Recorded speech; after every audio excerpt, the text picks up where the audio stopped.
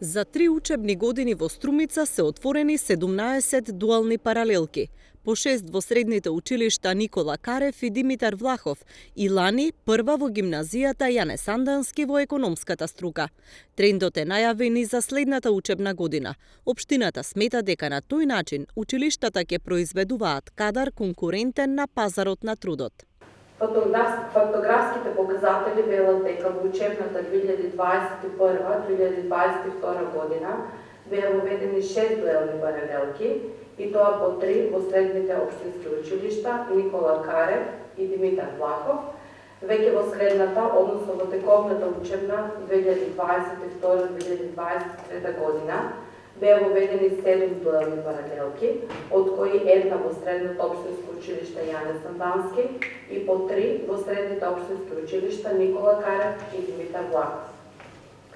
За наредната учебна 2023-2024 година се предлага воведување на нова дуелна паралелка, економска струка, профил, економски техничар во средното општинско училиште Јане Сандански, како и воведување на 3 дуелни паралелки, здравствена струка, профил, болничар неговател, 3-годишно образование во средното општинско училиште Димитар Влахов.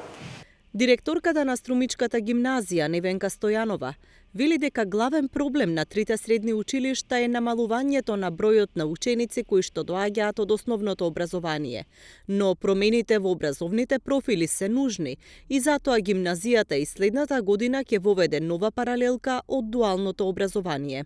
И воведувањето на дуалната паралелка во стручното образование и тоа од профилот техничар за е-трговија и дигитален маркетинг во склоп на економско-правната и трговска струка беше еден обид како да се зголеми атрактивноста на понудата на училиштето, така и да се зголеми вертикалната проодност на учениците. Значи, факт е дека учениците кои доаѓаат во нашето училиште најмногу се стремат кон хоризонтална проодност, односно упис на факултет и станување идни академски граѓани. Меѓутоа, недостатокот на работна сила е тој кој ни дава за право и ние да ја зголемиме вертикалната проодност на нашите ученици.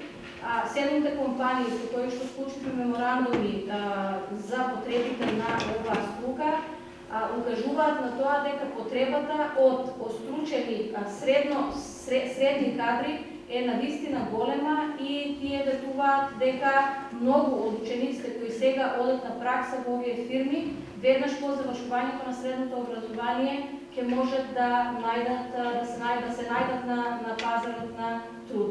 Општината планира да воведе и бесплатен превоз на учениците од дуалното образование до компаниите со кои училиштата имаат склучено договори, но тоа ќе се реализира кога општината ќе го добие јавниот превоз со електробуси.